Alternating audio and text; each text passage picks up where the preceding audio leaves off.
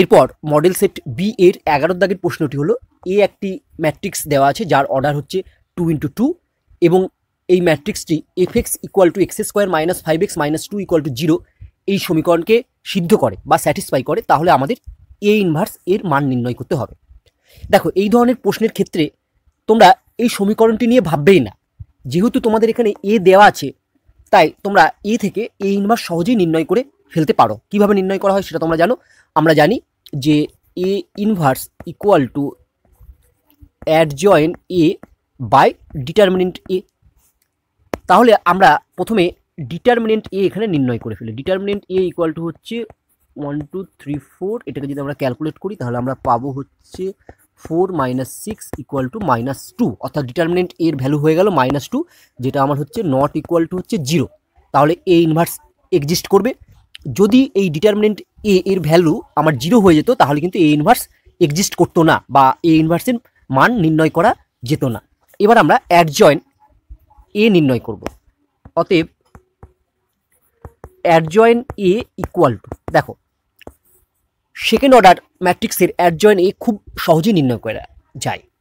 তোমরা মনে রাখবে যে প্রিন্সিপাল ডায়াগোনাল বা মুখ্য কর্ণ বরাবর যে পদ দুটো আছে এখানে 1 এবং 4, সেই পদ দুটোর তোমরা জায়গা পরিবর্তন করে দেবে, অর্থাৎ 1-এর জায়গায় 4 এবং 4-এর জায়গায় 1 বসিয়ে দেবে। তাহলে আমরা এখানে বসাবো 4, এখানে বসাবো 1। আর একটি কর্ণ যেটা আছে, যেটা মুখ্য কর্ণ নয়, সেখানে যে পদ দুটি আছে তাদেরকে -1 দিয়ে গুণ করে দেবে, অর্থাৎ সাইনগুলো চেঞ্জ হয়ে যাবে।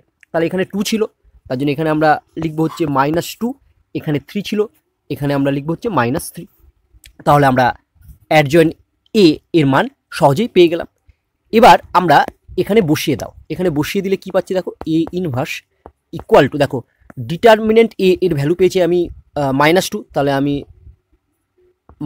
প্রথমে লিখে দিচ্ছি 1/2। এবার অ্যাডজয়েন্ট এ এর মান যেটা পেয়েছি সেটা লিখি 4 - 2 - 3 1 = 1/2। এবার যদি আমি ভেতরে সবাইকে মাইনাস দিয়ে গুণ করে দিই তাহলে কত পাচ্ছি দেখো, তাহলে হয়ে যাবে -4 2 3 -1। তাহলে এবার দেখো সঠিক উত্তর কোনটি।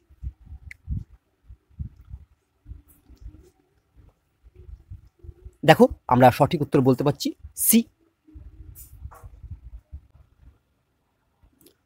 এরপর 12 দাগের প্রশ্নটি হলো, যদি x + ky - 3z = 0, 3x + ky - 2z = 0 এবং 2x + 3y - 4z = 0 একমাত্রিক সমীকরণ তিনটির অসংখ্য সমাধান থাকে, তবে আমাদের কে এর মান নির্ণয় করতে হবে। তাহলে আমরা এখানে প্রথমে লিখব ডেল = একটি ডিটারমিনেন্ট। কিভাবে এই ডিটারমিনেন্টটি লেখা হয়, ডেল = প্রথম রোতে আমরা লিখব প্রথম যে সমীকরণটা আছে তার এক্স ওয়াই এবং জেড এর কোফিসিয়েন্ট বা সহগ। তাহলে দেখো, তাহলে এই ডিটারমিনেন্টের প্রথম রোতে প্রথমে বসবে এক্স এর সহগ 1, তারপরে বসবে ওয়াই এর সহগ +k, তারপরে বসবে জেড এর সহগ -3। একইভাবে দ্বিতীয় রোতে আমরা বসাবো দ্বিতীয় সমীকরণটির এক্স ওয়াই জেড এর সহগ। তাহলে দ্বিতীয় রোতে হবে 3 + k - 2। একইভাবে তৃতীয় সমীকরণটির এক্স ওয়াই জেড এর সহগ তৃতীয় রোতে বসালে আমরা পাবো 2 3 - 4। এবার দেখো প্রশ্নে বলেছে যে এই সমীকরণ তিনটির অসংখ্য সমাধান থাকবে। তোমরা জানো যে কোনো সমীকরণের যদি অসংখ্য সমাধান থাকে তাহলে এই ডেল = যে ডিটারমিনেন্ট আমরা লিখেছি তার মান 0 হয়ে যায়, অর্থাৎ এই ডিটারমিনেন্টের ভ্যালু হচ্ছে 0। এবার এটাকে সিম্পলিফাই করে আমরা কে এর মান সহজেই নির্ণয় করে ফেলতে পারবো। তোমরা মনে রাখবে, পরীক্ষার সময় তোমাদের যদি এরকম 3টে সমীকরণ দিয়ে দেয়, দিয়ে বলে কে এর মান নির্ণয় করো, অর্থাৎ যে কোনো একটা শর্ত দিয়ে কে এর মান নির্ণয় করতে বলে, তাহলে সর্বদাই মনে রাখবে তুমি ডেল লিখবে, দিয়ে =0 করবে, সেখান থেকে কে এর মান নির্ণয় করবে। বিষয়টা আশা করি বুঝতে পারলে। অর্থাৎ 3টে সমীকরণ দিয়ে দেওয়া থাকলে এবং সেখান থেকে যদি কোনো ধ্রুবক পদের মান নির্ণয় করতে বলে তাহলে তোমরা এই সর্বদা এই ডেল = ডিটারমিনেন্টটি লিখে 0 করে কে এর মানটি নির্ণয় করে ফেলবে। চলো এই ডিটারমিনেন্টটিকে আমি ক্যালকুলেশন করব প্রথম রোয়ের সাপেক্ষে। তোমরা জানো প্রথম রোয়ের সাপেক্ষে কিভাবে ক্যালকুলেশন হয়, আমি ক্যালকুলেশন করছি। দেখো, ইমপ্লাইজ 1 × এই ডিটারমিনেন্টটার ক্যালকুলেট করলে আমরা পাবো হচ্ছে -4k + 6, তারপরে বসে -k into -12 + 4 plus -3 into 9 - 2k = 0। এবার তোমরা তোমাদের মতো সিম্পলিফাই করবে, আমি সিম্পলিফাই করছি দেখো। তাহলে আমরা ফাইনালি পাবো হচ্ছে 10k = 21। এখান থেকে আমরা পাবো ইমপ্লাইজ k = 21/10।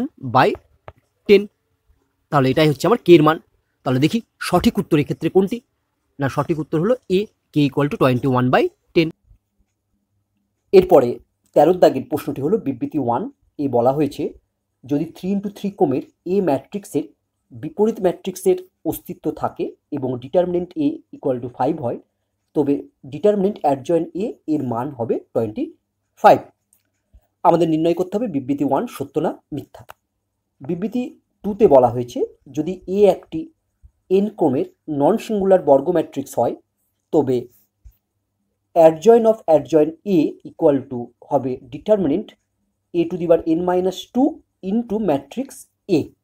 আমাদের বিবৃতি 2ও সত্য না মিথ্যা নির্ণয় করতে হবে। তারপর নিচে যে 4টে অপশন আছে তার মধ্যে কোনটি সঠিক আমাদের বলতে হবে। এই প্রশ্নের উত্তর করার জন্য যে সূত্র বা তথ্য লাগবে সেগুলো আমরা প্রথমে জেনে নেব। এ একটি n × n ক্রমের ম্যাট্রিক্স, তাহলে এ হচ্ছে একটা n × n ক্রমের ম্যাট্রিক্স। তাহলে আমরা কি লিখতে পারবো, না তাহলে আমরা লিখতে পারবো ডিটারমিনেন্ট অ্যাডজয়েন্ট এ, অর্থাৎ অ্যাডজয়েন্ট এ এর ডিটারমিনেন্টের মান হবে ডিটারমিনেন্ট এ টু দি বার, যেহেতু এ ম্যাট্রিক্সটির ক্রম n, তাই আমরা লিখব determinant A to the bar n-1। যদি বি এর অর্ডার 3x3 হয়, অর্থাৎ বি একটা ম্যাট্রিক্স যার অর্ডার 3x3, তাহলে অ্যাডজয়েন্ট বি = কত লিখতে পারবো? দেখো অ্যাডজয়েন্ট বি = আমরা আগের মতোই লিখব ডিটারমিনেন্ট বি টু দি বার, যেহেতু অর্ডারটা 3 তাই আমরা পাওয়ারে লিখব 3 - 1 = হচ্ছে ডিটারমিনেন্ট বি টু দি বার স্কোয়ার। এগেন এ ম্যাট্রিক্সের অর্ডার যদি n × n হয়, বা এ ম্যাট্রিক্সের অর্ডার n × n হলে অ্যাডজয়েন্ট অফ অ্যাডজয়েন্ট এ = আমরা লিখব ডিটারমিনেন্ট এ টু দি বার n-2 ইন্টু ম্যাট্রিক্স এ। আর একটা জিনিস এখানে মনে রাখবে, এখানে এ কে অবশ্যই নন সিঙ্গুলার হতে হবে, ঠিক আছে? এখানে কি হতে হবে, একে নন সিঙ্গুলার হতে হবে। নন সিঙ্গুলার মানে ডিটারমিনেন্ট এ এর ভ্যালু হতে হবে ≠ 0। চলো এবার আমরা দেখি এই প্রশ্নটির ক্ষেত্রে কি হয়। দেখো বিবৃতি 1-এ কি বলা হয়েছে, বিবৃতি 1-এ বলা হয়েছে যে ডিটারমিনেন্ট অ্যাডজয়েন্ট এ এর মান 25। দেখি আমরা বিবৃতি 1-এর জন্য লিখছি ডিটারমিনেন্ট অ্যাডজয়েন্ট এ। আমরা যে সূত্রটি জানলাম ডিটারমিনেন্ট এ টু দি বার 3 - 1 মানে 2, অর্থাৎ এ এর যা অর্ডার তার থেকে 1 কম পাওয়ারে বসবে।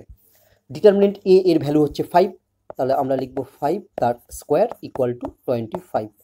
তাহলে অ্যাডজয়েন্ট এ এর মান পেয়ে গেলাম আমরা 25। তাহলে আমরা বলতে পারবো যে বিবৃতি 1 হচ্ছে সত্য।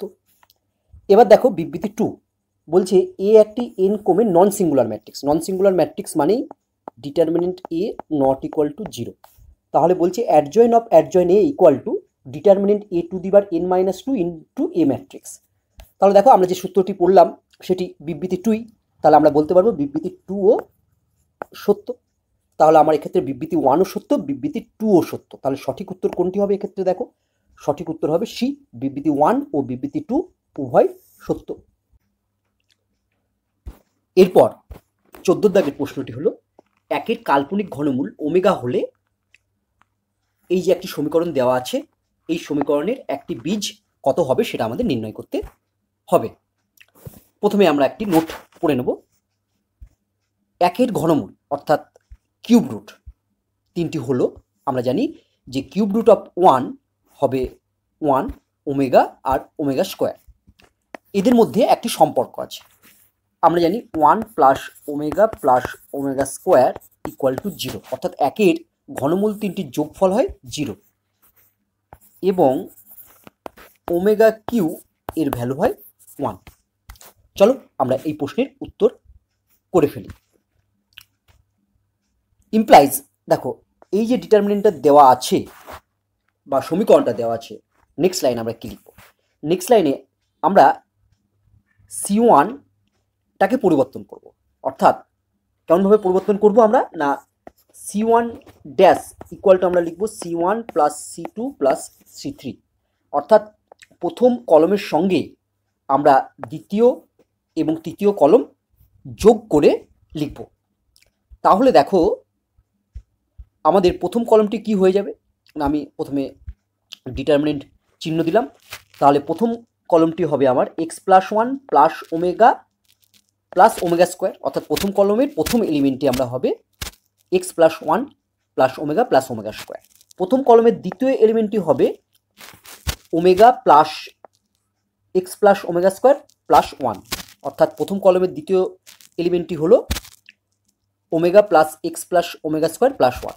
একইভাবে প্রথম কলমের তৃতীয় এলিমেন্টটি হবে omega square plus 1 plus x plus omega.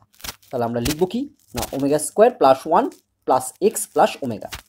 দ্বিতীয় কলম যেমন আছে সেরকম রেখে দেবো, তৃতীয় কলমও যেমন আছে আমরা সেরকম রেখে দেবো, ইকুয়াল টু আমরা লিখব 0। এবার দেখো এই প্রথম যে কলমটি আছে সেখানে প্রত্যেকটি এলিমেন্ট সেম হয়ে গেছে। কি হয়েছে না, প্রত্যেকটি এলিমেন্ট দেখো x+1 প্লাস ওমেগা স্কোয়ার, এটাকে সাজিয়ে নিলেই দেখবে প্রত্যেকটি এলিমেন্টই সমান। তাহলে যেহেতু প্রথম কলমের প্রত্যেকটি এলিমেন্ট সমান, তাই প্রথম কলম থেকে আমরা x+1 plus omega square common নিতে পারবো। তাহলে পরের লাইনে আমরা লিখছি ইমপ্লাইজ, আমরা কমন নিলাম x+1 প্লাস ওমেগা স্কোয়ার দিয়ে আমরা ডিটারমিনেন্টটা লিখলাম। তাহলে দেখো প্রথম কলম থেকে আমার x+1 plus omega square common চলে এসছে, তাহলে প্রথম কলমের সব এলিমেন্টগুলো হয়ে যাবে আমার 1। দ্বিতীয় এবং তৃতীয় কলম যেমন আছে আমরা সেরকম লিখে ফেললাম, ইকুয়াল টু 0। তাহলে পরের লাইনে আমি লিখতে পারবো x+1 plus omega square equal to 0। চলো নেক্সট পেজে যাই। তাহলে আমরা লিখছি implies x+1 plus omega square equal to 0। This implies x+1 plus omega square এর মান হচ্ছে 0। তাহলে আমরা লিখবো হচ্ছে x প্লাস 0 ইকুয়াল টু 0। তাহলে এখান থেকে আমরা পেয়ে যাবো যে x ইকুয়াল টু 0। আমরা পাশে লিখে ফেলতে পারি 1 plus omega square equal to 0। তাহলে আমরা ফাইনালি পেলাম x ইকুয়াল টু 0। তাহলে সবগুলো আমরা কি পেলাম, x ইকুয়াল টু 0। তাহলে এক্ষেত্রে সঠিক উত্তর কোনটি হবে? দেখো এক্ষেত্রে আমার সঠিক উত্তর হবে ডি, x ইকুয়াল টু 0। এরপর 15 দাগের প্রশ্নটি হলো, এ একটি ম্যাট্রিক্স দেওয়া আছে, তাহলে ডিটারমিনেন্ট এ এর মান কোন অন্তরালে থাকবে সেটা আমাদের নির্ণয় করতে হবে। এখানে ডিটারমিনেন্ট এ ইকুয়াল টু, আমরা এই ম্যাট্রিক্সটিকে যদি ডিটারমিনেন্ট আকারে লিখে ক্যালকুলেট করি তাহলে কি হবে, আমরা একবারে ক্যালকুলেট করছি কারণ একটা ম্যাট্রিক্স আছে, এই ম্যাট্রিক্সটিকে আমি যদি এরকম ডিটারমিনেন্ট আকারে লিখি দিয়ে ক্যালকুলেশন করবো তাহলে ডিটারমিনেন্ট এর ভ্যালু আমরা পেয়ে যাব। তাহলে আমরা যদি প্রথম রোয়ের সাপেক্ষে ডিটারমিনেন্টটি ক্যালকুলেট করি তাহলে কি পাবো, দেখো প্রথম রোয়ের প্রথম এলিমেন্ট হচ্ছে 1, তাই আমরা প্রথমে লিখলাম +1। তাহলে এই যে ডিটারমিনেন্ট হবে সেকেন্ড অর্ডারের, সেটার মান কত হবে না, সেটার মান হবে 1 প্লাস cos স্কোয়ার থিটা। প্রথম রোয়ের দ্বিতীয় এলিমেন্টটি হলো cos থিটা, তাই আমরা লিখবো মাইনাস cos থিটা ইন্টু, দেখবে হবে minus cos theta plus cos theta. প্রথম রোয়ের তৃতীয় এলিমেন্ট হচ্ছে যেহেতু 0, তাই আমার আর ক্যালকুলেশন করারই দরকার নেই, পরেরটা লিখে দেবো হচ্ছে +0। নেক্সট লাইনে আমরা কি পাবো দেখো না, এখানে দেখো cos থিটাটা কেটে গেল, minus cos theta plus cos theta কেটে গেলে হয়ে গেল হচ্ছে 0। তাহলে এটার সাথে গুণ করলে এই টার্মটা হয়ে গেল আমার 0। তাহলে এটা অ্যাকচুয়ালি ক্যালকুলেশন করলে আমরা পেয়ে যাব যে equal to 1 plus cos square theta. এরপর আমরা একটি নোট পড়ে নিই, তারপর আবার এই অঙ্কে ফিরে আসছি।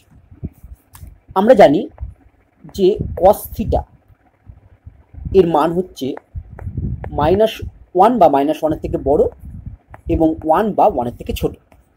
তাহলে cos স্কোয়ার থিটা এর মানটি কার থেকে কার মধ্যে থাকবে? যেহেতু cos স্কোয়ার থিটা একটি পজিটিভ টার্ম, অর্থাৎ আমরা জানি cos স্কোয়ার থিটা হচ্ছে একটা পজিটিভ টার্ম, কারণ আমরা জানি কোনো টার্মের স্কোয়ার করলে সেটা পজিটিভ হবে। তাহলে সেটার মান কখনো নেগেটিভ হতে পারবে না, পজিটিভ টার্মের মান। তাহলে এটা হবে কি না, কস স্কোয়ার থিটার মান হবে 0 বা 0 থেকে বড় এবং 1 বা 1 থেকে ছোট। চলো আবার আমরা অঙ্কে ফিরে এলাম। এবার আমরা লিখছি যেহেতু কস স্কোয়ার থিটা এর মান হচ্ছে 0 বা 0 থেকে বড় এবং 1 বা 1 থেকে ছোট। এবার আমি চেষ্টা করব এই কস স্কোয়ার থিটাটিকে 1 প্লাস কস স্কোয়ার থিটাতে কনভার্ট করা। তার জন্য আমাকে কী করতে হবে, তার জন্য আমাকে এইখানে যে প্রত্যেকটি পদ আছে তার সঙ্গে 1 অ্যাড করতে হবে। তাহলে দেখো, যদি আমরা সবার সাথে 1 অ্যাড করি তাহলে নেক্সট লাইনে লিখবো implies 0 plus 1 less equal to cos square theta plus 1 less equal to 1 plus 1। Next লাইনে আমরা লিখছি দিস ইমপ্লাইজ 0 প্লাস 1 মানে হচ্ছে 1 লেস ইকুয়াল টু, দেখো কস স্কোয়ার থিটা প্লাস 1 বা 1 প্লাস কস স্কোয়ার থিটা এর পরিবর্তে আমি কী লিখতে পারি না, 1 প্লাস কস স্কোয়ার থিটার পরিবর্তে আমি লিখে দিতে পারি ডিটারমিনেন্ট এ। তাহলে এর জায়গায় আমি লিখে দিলাম ডিটারমিনেন্ট এ, কারণ ডিটারমিনেন্ট এ ক্যালকুলেট করেই আমি 1 প্লাস কস স্কোয়ার থিটা পেয়েছি, তাই 1 প্লাস কস স্কোয়ার থিটার জায়গায় বসিয়ে দিতে পারি ডিটারমিনেন্ট এ লেস ইকুয়াল টু 2। তাহলে ডিটারমিনেন্ট এ এর মান হবে 1 বা 1 এর থেকে বড় এবং 2 বা 2 এর থেকে ছোট। তাহলে আমরা বলতে পারবো this implies determinant A belongs to close interval 1, 2। তাহলে এক্ষেত্রে আমার সঠিক উত্তর হলো বি, ক্লোজ ইন্টারভেল 1, 2। আমরা এক্ষেত্রে আরেকটি নোট জেনে রাখি, যদি এরকম হয় ধরো A less equal to X less equal to B, this implies আমরা বলতে পারবো X belongs to close interval A, B. আবার যদি এরকম হয় ধরো আমি সংখ্যা দিয়ে যদি বলি 2 less equal to X, sorry less equal to না, শুধু ধরো less than X less than Y, তাহলে আমরা কি বলতে পারবো, তাহলে এখান থেকে আমরা বলতে পারবো this implies x belongs to open interval অর্থাৎ ফার্স্ট ব্র্যাকেট 2, ওয়াই। এরপর 16 দাগের প্রশ্নটি হলো বিবৃতি 1-এ বলছে কোনো নির্ণায়কের একটি পদের সহগুণনীয়ক হলো সর্বদা ওই পদের মাইনর। আর বিবৃতি 2-তে বলা হয়েছে কোনো নির্ণায়কের প্রত্যেকটি পদকে একটি ধ্রুবক রাশি দ্বারা গুণ করলে নির্ণায়কটি ওই ধ্রুবক রাশির গুণিতক হবে। তাহলে নিচের যে 4টে বিকল্প আছে তার মধ্যে কোনটি সঠিক সেটি আমাদের নির্ণয় করতে হবে। প্রথমে আমরা বিবৃতি 1 দেখে নিই সত্য না মিথ্যা। আমরা জানি কোনো নির্ণায়কের কোনো একটি পদের সহগুণনীয়ক বা কোফ্যাক্টর এবং মাইনর সর্বদা সমান নাও হতে পারে, অর্থাৎ সহগুণনীয়ক বা কোফ্যাক্টর এবং মাইনর কখনো কখনো সমান হতে পারে, আবার কখনো কখনো সমান নাও হতে পারে। চলো আমরা এই বিষয়টি একটি এক্সাম্পলের মাধ্যমে বুঝে নিই। আমি প্রথমে একটি ডিটারমিনেন্ট লিখলাম, এই 2 পদের আমি মাইনর নির্ণয় করব। তাহলে 2 এর মাইনর নির্ণয় করতে গেলে আমি 2 বরাবর রো এবং কলম ঢেকে দেবো।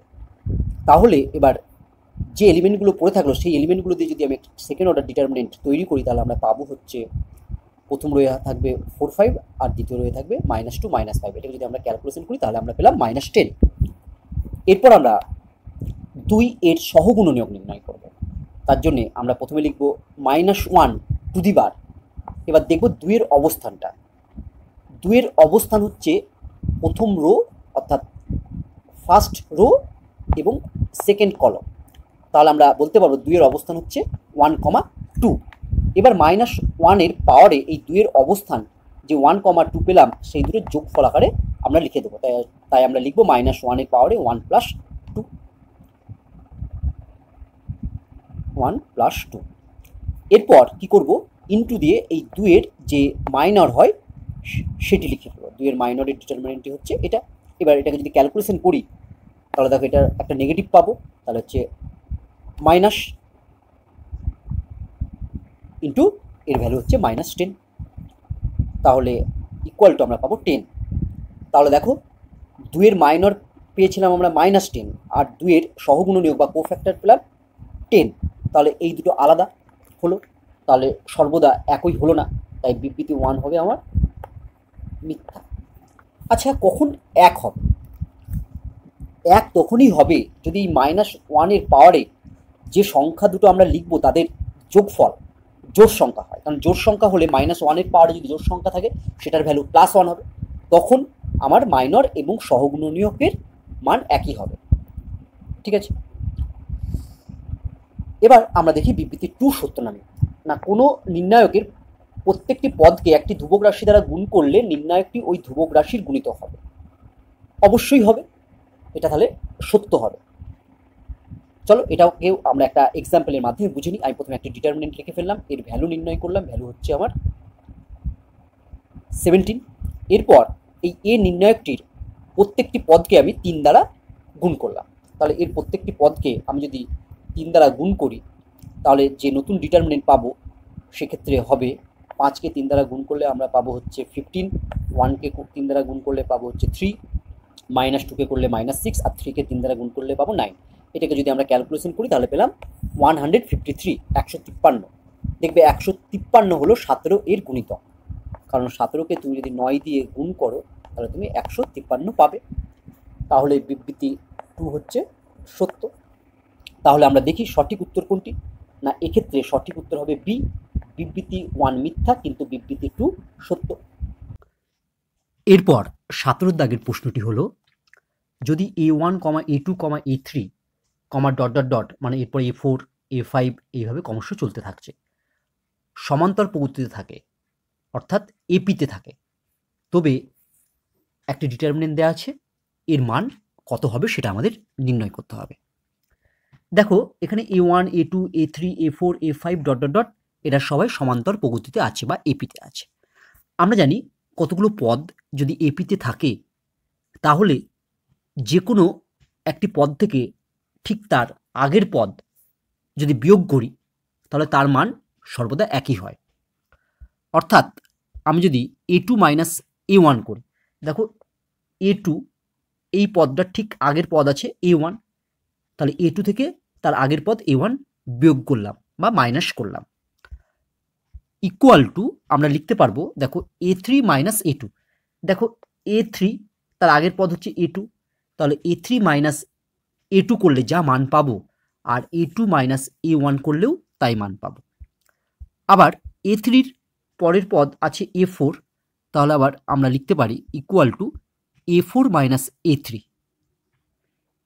ইকুয়াল টু এরপরে আমরা লিখতে পারবো A5 - A4, এইভাবে আমরা ক্রমশ লিখতে পারবো। তাহলে ডট ডট ডট দিলাম, ইকুয়াল টু আমরা কে ধরে নিলাম। অর্থাৎ এই যে A2 - A1 equal to A3 - A2 equal to A4 - A3, এগুলো সব সমান এবং এদের মান হচ্ছে আমি ধরে নিলাম কে। নাও এখন আমরা যে ডিটারমিনেন্টটির ভ্যালু বার করতে হবে সেটি আমরা লিখে ফেললাম, ইকুয়াল টু, এরপর আমি কি করব, এই দ্বিতীয় কলমটিকে চেঞ্জ করব।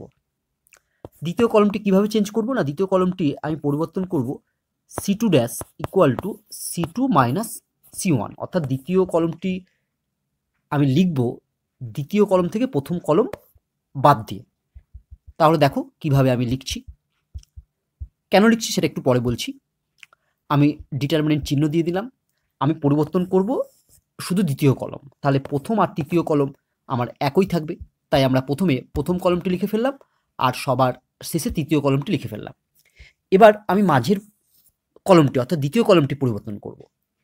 পরিবর্তন করব কিভাবে, না দ্বিতীয় কলম থেকে আমি প্রথম কলমটা বাদ দিয়ে যেটা পাবো সেটাই আমি দ্বিতীয় কলমে লিখব।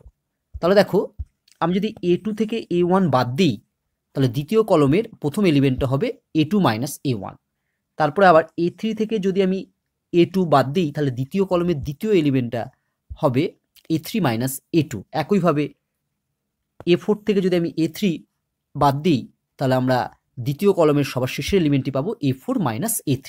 কেন আমরা দ্বিতীয় কলম থেকে প্রথম কলম বাদ দিলাম, দেখো এই যে A2 - A1, A3 - A2, A4 - A3 এইগুলোর বদলে আমি লিখে দিতে পারবো কে, অর্থাৎ আমি এই দ্বিতীয় কলম যেটি পেয়েছি সেক্ষেত্রে প্রত্যেকটি পদের পরিবর্তে আমি কে লিখে ফেলতে পারবো, কারণ আমরা প্রথমেই লিখেছি দেখো A2 - A1 মানেই হচ্ছে কে, A3 - A2 মানেই হচ্ছে কে, A4 - A3 মানেই হচ্ছে কে। তাহলে আমরা নেক্সট পেজে যাই।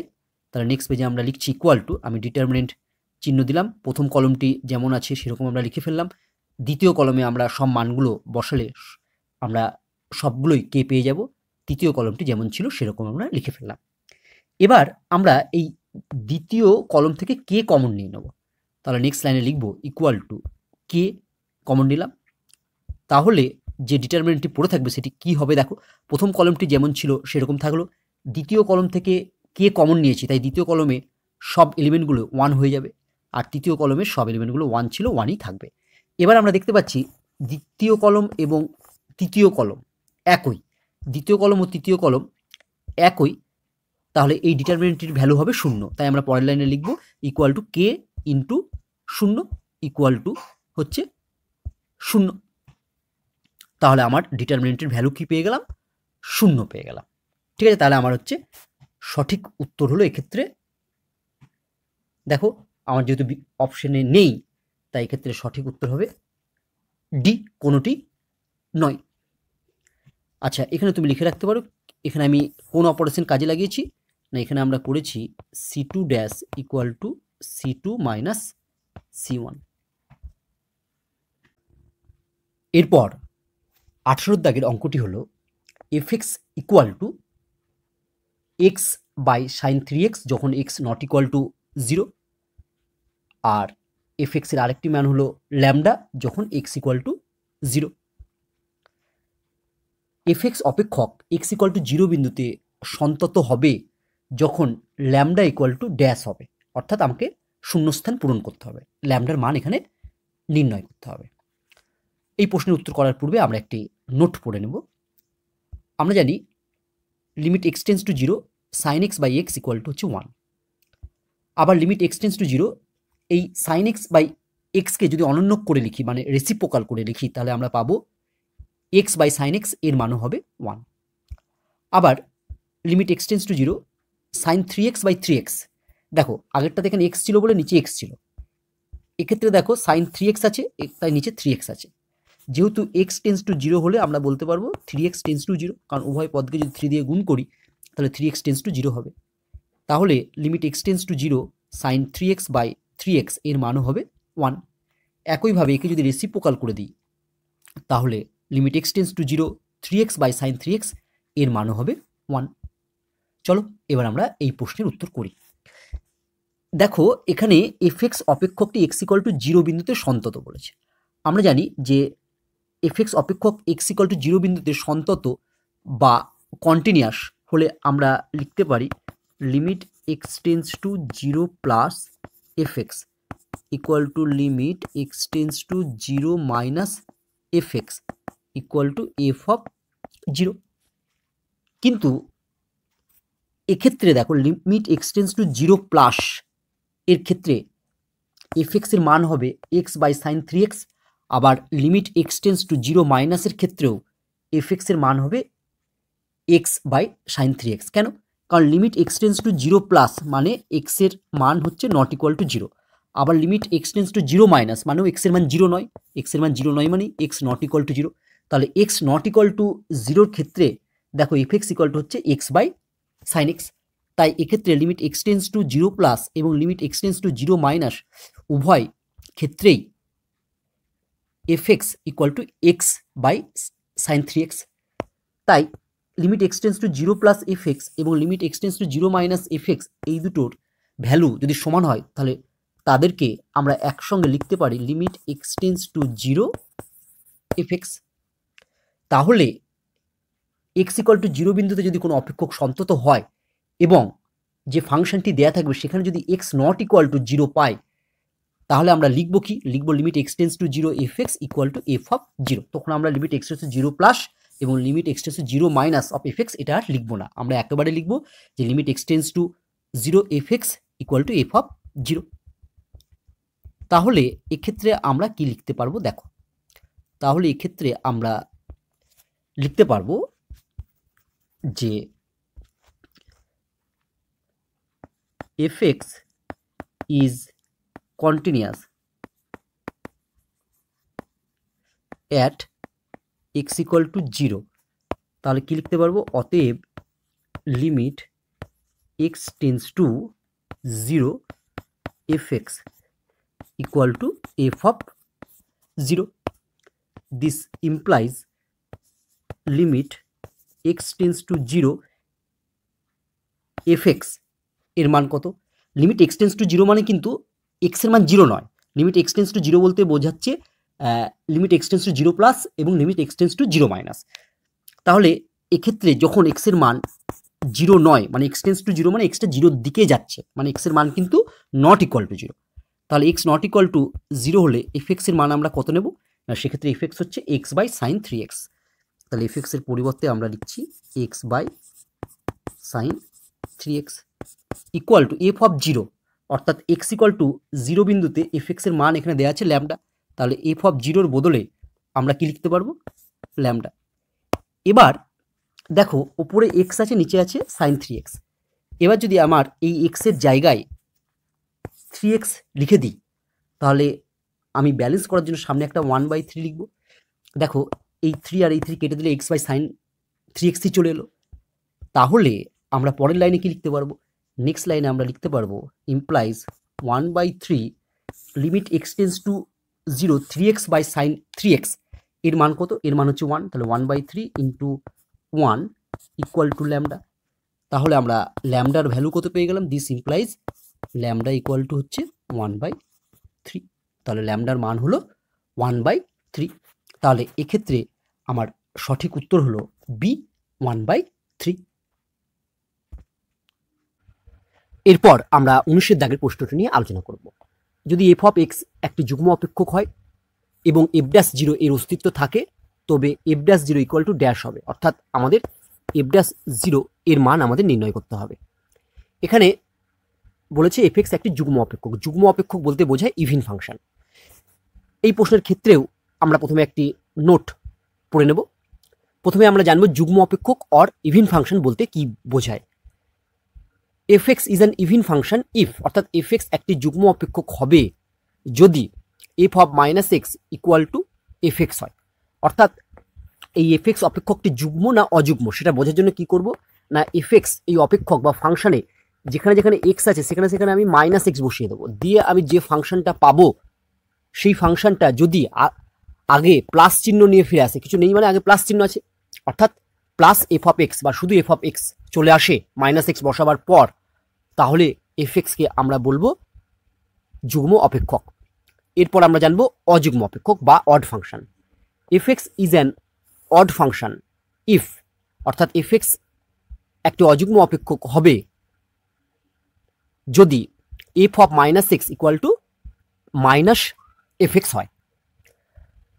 তোমরা বিষয়টি আরও ভালোভাবে বোঝার জন্য আমার যে কনসেপচুয়াল ভিডিও আছে even function and odd function নিয়ে, সেটি তোমরা দেখতে পারো। এরপর আমরা জানবো ডিডিএক্স অফ এফ এক্স। আমরা জানি এফ এক্স এর ডেরিভেটিভ হয় এফ ড্যাশ এক্স। আর আমরা জানবো d d x of F of minus X. দেখো d d x of F of minus X এর ডেরিভেটিভ কী হবে? আমরা এফ এক্স এর ডেরিভেটিভ জানলাম এফ ড্যাশ এক্স। আমি যদি এই মাইনাস এক্সটাকে মনে মনে এক্স ভেবে নিই, মাইনাস এক্সটাকে আমি মনে মনে এক্স ভাবলাম, তাহলে আমার এফ এক্স দাঁড়িয়ে গেল। তাহলে আমরা জানি যে এফ এক্স এর ডেরিভেটিভ হয় কি এফ ড্যাশ এক্স। তাহলে আমরা লিখে ফেলি equal to F dash minus x. কেন আমরা এক্স লিখলাম না? কারণ আমি মাইনাস এক্সকে মনে মনে এক্স ভেবে ডেরিভেটিভ করলাম, কিন্তু লেখার সময় যেহেতু এখানে মাইনাস এক্স ছিল তাই ভিতরে আমি মাইনাস এক্সই লিখবো। এবার আমি দেখো এই মাইনাস এক্সকে মনে মনে এক্স ভেবে ডেরিভেটিভটি করেছি বলে এই মাইনাস এক্সের আবার আমাকে ডেরিভেটিভ করতে হবে, অর্থাৎ পাশে আমি লিখবো into ddx of minus X. এর পরের লাইনে আমরা এই মাইনাস এক্সটিকে একেবারে বাইরে লিখে দেবো। তাহলে দেখো আমরা নেক্সট লাইনে পাবো পরের লাইনে equal to minus F dash minus x into ddx of x. আমরা জানি এক্সের সাপেক্ষে এক্সের ডেরিভেটিভ হচ্ছে 1, তাহলে এর মান যদি 1 বসিয়ে দিই তাহলে আমরা ফাইনালি পেয়ে যাব equal to minus F dash minus x. অর্থাৎ আমরা এফ অফ মাইনাস এক্স এর ডেরিভেটিভ পেয়ে গেলাম minus F dash minus x. চলো আমরা এই প্রশ্নের উত্তর করি। এখানে এফ এক্স একটি যুগ্ম অপেক্ষক বলেছে, অর্থাৎ এফ এক্স একটি ইভিন ফাংশন। তাহলে আমরা লিখতে পারি যে F of minus X equal to F X হবে, যেহেতু F X is an even function. এবার যদি আমি উভয় পক্ষকে ডেরিভেটিভ করি, differentiating both side with respect to X, তাহলে আমরা একটু আগেই জানলাম এফ অফ মাইনাস এক্স এর ডেরিভেটিভ হচ্ছে minus F dash minus X, আর এফ এক্স এর ডেরিভেটিভ আমরা জানি এফ ড্যাশ এক্স। এবার বলেছে এফ ড্যাশ জিরোর অস্তিত্ব আছে, তাহলে আমাদের এফ ড্যাশ জিরোর মান নির্ণয় করতে হবে। আমরা এই সমীকরণের উভয় পক্ষে এক্স ইকুয়াল টু জিরো বসিয়ে দিলাম। আমরা যদি এক্স ইকুয়াল টু জিরো বসিয়ে দিই তাহলে মাইনাস এফ ড্যাশ এক্সের মান এখানে জিরো বসিয়ে দিলে এটা জিরো হয়ে যাবে, ইকুয়াল টু এফ ড্যাশ এখানে এক্সের মান জিরো বসিয়ে দিলে আমরা এফ ড্যাশ জিরো পাবো। আমরা কি করলাম, পাশে লিখলাম put x equal to zero. This implies, দেখো এই মাইনাস এফ ড্যাশ জিরোটাকে বাঁ দিক থেকে ডান দিকে নিয়ে গেলে আমরা পাবো zero equal to F dash zero plus F dash zero. This implies আমরা লিখতে পারি two into F dash zero equal to zero. তাহলে এখান থেকে আমরা পাবো this implies F dash zero equal to zero by two মানেই হচ্ছে জিরো। তাহলে আমরা এফ ড্যাশ জিরো এর মান পেয়ে গেলাম কত না, এফ ড্যাশ জিরো এর মান পেয়ে গেলাম হচ্ছে জিরো। তাহলে দেখো এক্ষেত্রে আমার শূন্যস্থানে কত বসবে না, জিরো বসবে। তাহলে সঠিক উত্তর কোনটি না, এক্ষেত্রে আমার সঠিক উত্তর হলো সি, জিরো। এরপর আমরা 20 দাগের প্রশ্নটি নিয়ে আলোচনা করব। F X equal to X mod X অপেক্ষকটি এক্স ইকুয়াল টু জিরোতে নিচের যে চারটে বিকল্প আছে তার মধ্যে কোনটি হবে আমাদের নির্ণয় করতে হবে। F X equal to X mod X এই অপেক্ষকটি এক্স ইকুয়াল টু জিরোতে কন্টিনিউয়াস অর্থাৎ সন্তত হবে না সেটা আমরা নির্ণয় করব, এবং এক্স ইকুয়াল টু জিরোতে এফ এক্স ফাংশনটি ডেরিভেবল বা অবকলনযোগ্য হবে কিনা সেটা আমরা নির্ণয় করব। আমরা জানি যে মড এক্স ইকুয়াল টু হয় এক্স কখন না, যখন X greater equal to zero, এবং mod X equal to minus X হয় যখন এক্স লেস দেন জিরো। তাহলে এই F X X mod X এই ফাংশনটিকে আমরা ভেঙে কিভাবে লিখতে পারি, দেখো এফ এক্স ইকুয়াল টু, দেখো যদি আমার এক্সের মান গ্রেটার ইকুয়াল টু জিরো হয় তাহলে এই মড এক্স এর পরিবর্তে আমরা বসাতে পারবো এক্স, তাহলে এক্স ইন্টু এক্স মানে হবে এক্স স্কোয়ার, অর্থাৎ x greater equal to zero হলে মড এক্সের ভ্যালু এক্স হয়ে যাবে, তখন এফ এক্সের মান হয়ে যাবে এক্স ইন্টু এক্স মানে এক্স স্কোয়ার, কখন না যখন হচ্ছে x greater equal to zero. আবার এক্স লেস দেন জিরো হলে মড এক্স এর মান হয়ে যাবে মাইনাস এক্স, তখন এফ এক্স এর মান হবে এক্স ইন্টু মাইনাস এক্স মানে মাইনাস এক্স স্কোয়ার। তাহলে F X equal to minus x square পাবো যখন এক্স লেস দেন জিরো। এবার আমরা কনসেপচুয়াল ভিডিওতে এই অঙ্কগুলো একবারে সঠিক পদ্ধতি মেনে করেছি, এক্ষেত্রে আমরা একটু শর্টকাট পদ্ধতিতে অঙ্কটি করব, তাহলে খুব তাড়াতাড়ি অঙ্কটি হয়ে যাবে। তাহলে আমরা এফ এক্স ফাংশনটি ভেঙে নিলাম। এবার দেখো আমাকে প্রশ্নে বলেছে যে এক্স ইকুয়াল টু জিরোতে এই ফাংশনটি সন্তত হবে কিনা দেখি। এবার আমরা কি করব, এই এক্স স্কোয়ার এবং মাইনাস এক্স স্কোয়ার উভয় জায়গাতেই এক্স ইকুয়াল টু জিরো বসিয়ে দেবো। তাহলে দেখো এক্স স্কোয়ারে এক্স ইকুয়াল টু জিরো বসালে এর ভ্যালু হয়ে যাবে জিরো, আবার মাইনাস এক্স স্কোয়ারে এক্স ইকুয়াল টু জিরো বসালে এর ভ্যালু হয়ে যাবে জিরো। দেখো এক্ষেত্রে উভয় ভ্যালু দুটোই সমান অর্থাৎ জিরো। তাহলে আমরা বলতে পারবো যে F X x equal to জিরোতে সন্তত মানে কন্টিনিউয়াস। যদি এই দুটো ভ্যালু সমান না আসতো, আলাদা আলাদা হতো, তাহলে বলতাম এক্স ইকুয়াল টু জিরোতে এফ এক্স ডিসকন্টিনিউয়াস বা সন্তত নয় বা অসন্তত। এরপর আমরা দেখব যে এফ এক্স এই অপেক্ষকটি এক্স ইকুয়াল টু জিরোতে অবকলনযোগ্য হচ্ছে কিনা। এরপর আমরা এই এফ এক্স যে ফাংশনটি পেয়েছি তাকে আমরা ডেরিভেটিভ করব। তাহলে এফ এক্সকে ডেরিভেটিভ করলে আমরা পাবো F dash x equal two, এবার দেখো এই এক্স স্কোয়ারকে ডেরিভেটিভ করলে কত হয়, এক্স স্কোয়ারকে ডেরিভেটিভ করলে হয় 2x, যখন আমরা লিখবো হচ্ছে এক্স গ্রেটার জিরো। এখানে মনে রাখবে যে এখানে কন্ডিশনটা এক্স গ্রেটার ইকুয়াল টু 0 ছিল, কিন্তু যদি তুমি ডেরিভেটিভ করো তাহলে কন্ডিশনটা ইকুয়াল টু সাইনটা বাদ চলে যাবে, শুধু গ্রেটার 0 হবে। এবার মাইনাস এক্স স্কোয়ারকে যদি আমরা ডেরিভেটিভ করি তাহলে আমরা পাবো হচ্ছে মাইনাস 2x যখন এক্স লেস 0। এরপর আমরা এই এক্স ইকুয়াল টু 0 2x এবং মাইনাস 2x উভয় ক্ষেত্রেই বসাবো। তাহলে দেখো 2x A x equal to 0 যদি বসাই তাহলে এর ভ্যালু হয়ে যাবে 0, আবার মাইনাস 2x এও এক্স ইকুয়াল টু 0 বসালে এর ভ্যালু হয়ে যাবে 0। উভয় ক্ষেত্রেই আমরা দেখতে পাচ্ছি ভ্যালু দুটো সমান, তাই বলতে পারবো এক্স ইকুয়াল টু 0-তে এফএক্স অপেক্ষকটি অবকলনযোগ্য, অবকলনযোগ্য, অর্থাৎ এফএক্স অপেক্ষকটি এক্স ইকুয়াল টু 0-তে কন্টিনিউয়াস এবং ডেরিভেবল। তাহলে আমার সঠিক উত্তর হবে সি, সন্তত এবং অবকলনযোগ্য। যদি এক্ষেত্রে মান বসিয়ে ভ্যালু দুটো আলাদা আসতো তাহলে বলতাম যে এক্স ইকুয়াল টু 0-তে এফএক্স অবকলনযোগ্য নয়। আশা করি শর্টকাট পদ্ধতিটি তোমরা ভালোভাবে বুঝতে পেরেছো।